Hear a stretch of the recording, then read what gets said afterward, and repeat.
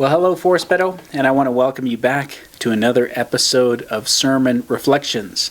This is where we briefly talk about some of the things that we discussed on Sunday. And by the way, if you missed the service, you can find it always in the link up here, or you can find it in the description below. Make sure you watch the message first, otherwise these videos won't make any sense. And so I know that during the last Sunday service there was a problem with the audio, but we've gone ahead and corrected the video as much as we can, and so you should be able to finish watching the video if you started it and realized, hey, there's no audio. So I want to apologize to you guys for that, but I want to also say thank you for the tech team who caught it and who was able to fix it. So let's move on and let's talk about some of the things that we considered in Matthew chapter 16. The cost of discipleship. It's very clear when it comes to this passage. You know, Jesus makes it clear that Peter cannot retain his goal of establishing the kingdom of God here and now and be a disciple. He can't do both. Peter's idea was not only wrong, correcting Jesus for him saying he was going to be crucified and suffer, but it wasn't only wrong, but it switched the emphasis onto the kingdom of this world rather than the kingdom of God.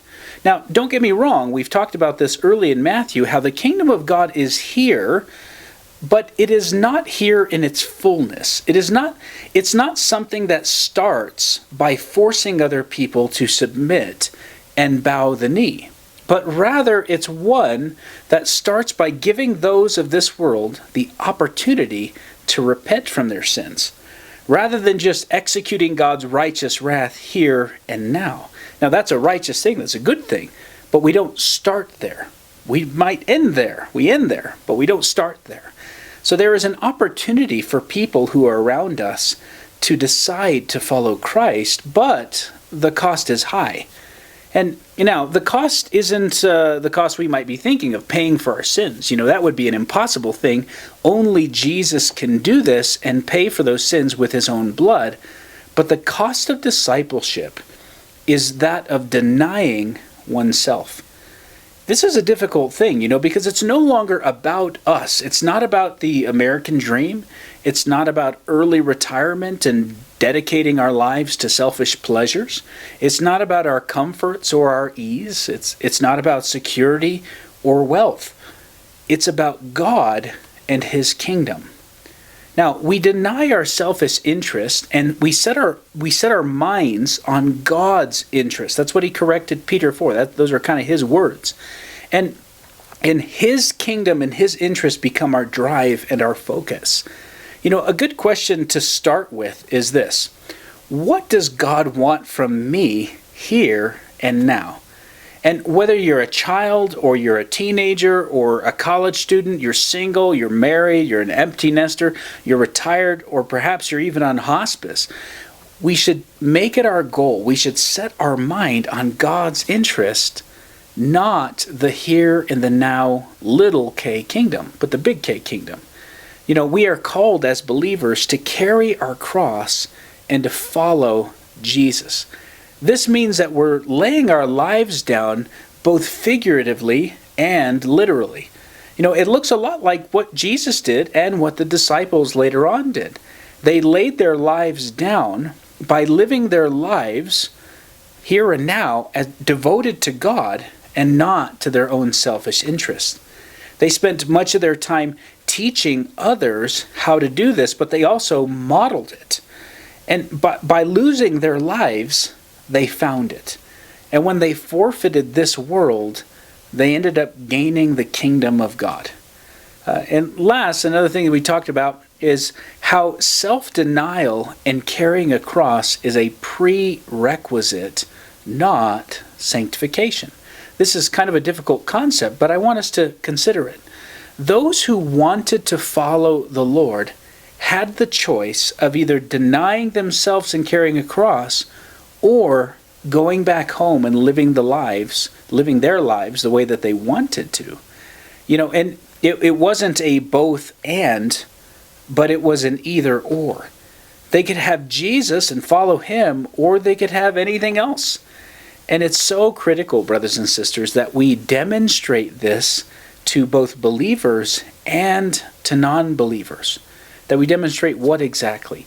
We demonstrate that Jesus is worth it. He's worth giving up our finances, our time, our sleep even, our tools, our houses, our food. And why do we give it up? So that people grow closer to Him. I wonder, is this our goal today? It reminds me of what Paul said in 1 Corinthians 10:31. Whether you eat or whether you drink or whatever you do, do all to the glory of God. Well, let's move on to some of our questions for today. Our first question is this: what did Peter add to the notion of the Messiah that he shouldn't have added? And the second question goes very closely with it. Number 2, what specifically was Peter lacking in judgment? So in the first one, what did he add? The second question, what did he remove? Third question, if Jesus is the Messiah, is it possible that Jesus made a mistake here? Number 4, why did Peter not fully understand what Jesus was saying? Number 5, if what Jesus was saying disturbed Peter, how should he respond? Number 6, in that moment, how much did Peter trust Jesus? Number 7, why was Jesus' correction so harsh towards Peter? Number 8, what was Jesus asking Peter to give up? That's a really good question. Number 9, what are some often mentioned biblical activities that illustrate denial of oneself? Now, compare these with what Jesus is asking right now. Number 10, our last question is, how do I know what the right thing is? And how do I keep from reasoning like Peter did at that moment when he was rebuked from the Lord Jesus? Well, that's about all the time that we have for today. Just as a quick teaser, this next week we're going to be looking at Jesus' transfiguration and Peter's statement about building 3 tabernacles. Guess where? Here and now. Well, hopefully we'll see you guys next week. Thank you so much for digging deeper and for your desire to serve the Lord. We want to say thank you so much for joining us, and we hope that you have a great day.